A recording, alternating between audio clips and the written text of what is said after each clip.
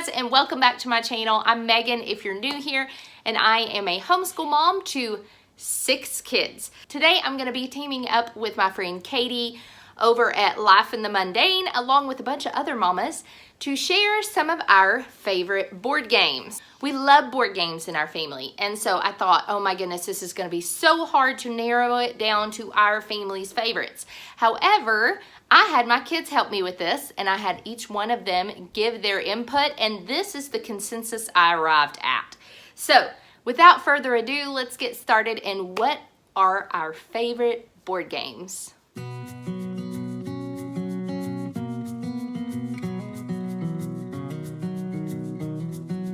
All right, so the first board game I'm going to share with you guys is called Catan Jr. All right, so this one is a little bit different than the actual regular version. It is for ages, well, it's for families. All of our kids play it. It is for ages 6 plus. Well, not all of our kids. Our baby doesn't play it. And our toddler usually teams up with me. She's 3. So it takes about 30 minutes to play, 2 to 4 players, ages 6 and up. And it is just this board right here. Okay. And it's really cool because basically you play as pirate traders. And so you are trying to build these little pirate lairs, or you are building ships or buying ships, and you do that by trading any certain combination of goods like goats, gold, swords, and molasses. So this is a really fun game. My kids absolutely love it. So anyway, so it's a really fun game. My kids love it. I actually really love it. And so it's a great family game. So that is why it is a favorite. The next board game is called King Domino. We got this one actually this summer when we were on vacation to the beach. It is a really fun one. Basically, it's like dominoes, dominoes with building a kingdom. So it is for ages 8 and up, 2 to 4 players, and it can take about 15 minutes to play. It's really fun. I enjoyed it a lot. Even though it says ages 8 and up, my 6-year-old even plays this. So, all right, so the next game has been played and played and played and played. And that is, it's coming apart. Ticket to Ride. Ticket to Ride. I'm sure you are familiar with this one, but it is really fun. So I'm sure you have heard of this one. All of my kids really enjoy this one except for the toddler and the baby. Obviously, they're not going to be playing this.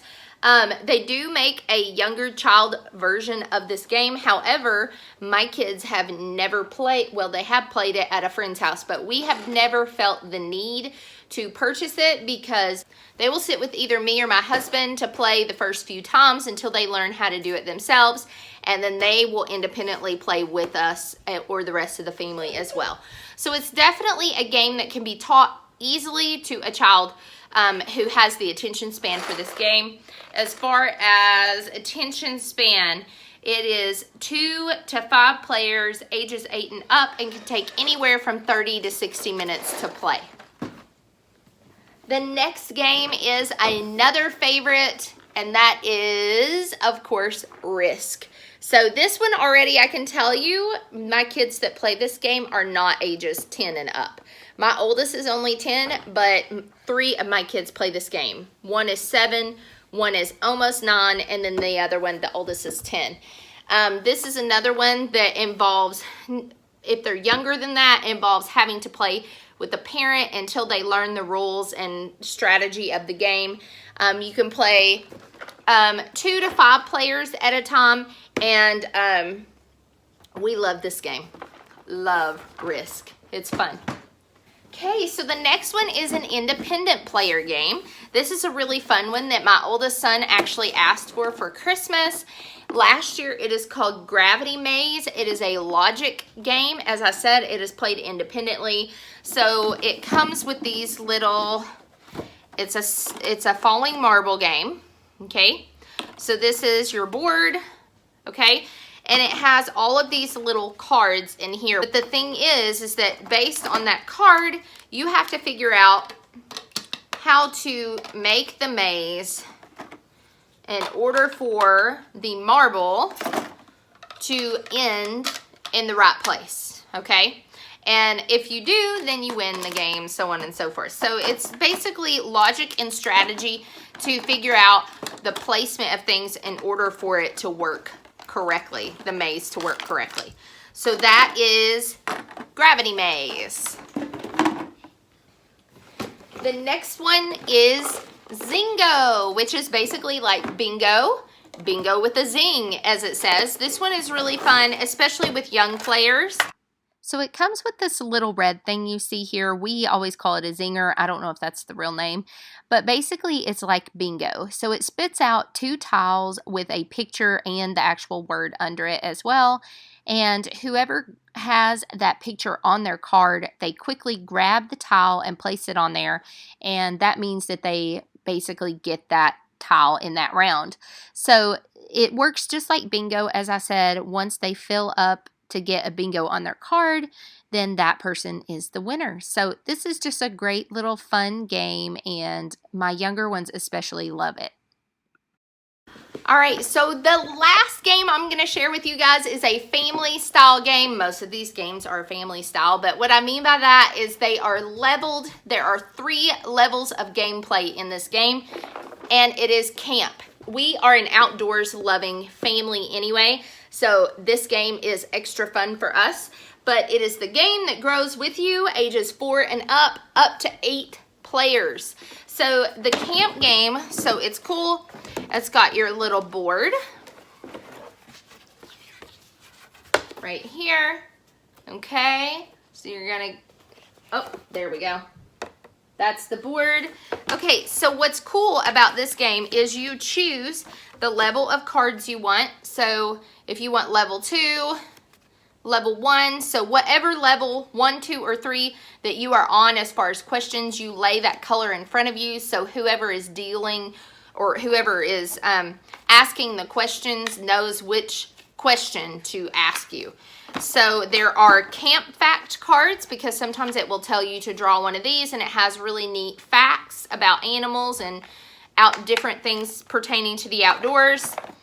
And then actually there's 4 levels of questions. Sorry about that, guys. There's 4 levels. So, and then someone will draw a card. So say if you have a 4-year-old, they are level 1 player. The question would be, what is the most important reason why you should stay sitting down in a moving boat? For the answers, it's multiple choice. So depending on whatever level you or your child are, then the person will ask you that level of question.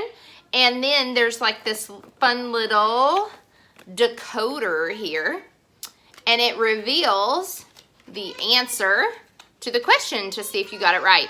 So we love this game. It's really fun. You can play as Sassy the Squirrel, or Dawn the Doe, or Peter the Porcupine, or Bruce the Moose. I personally like Bruce the Moose.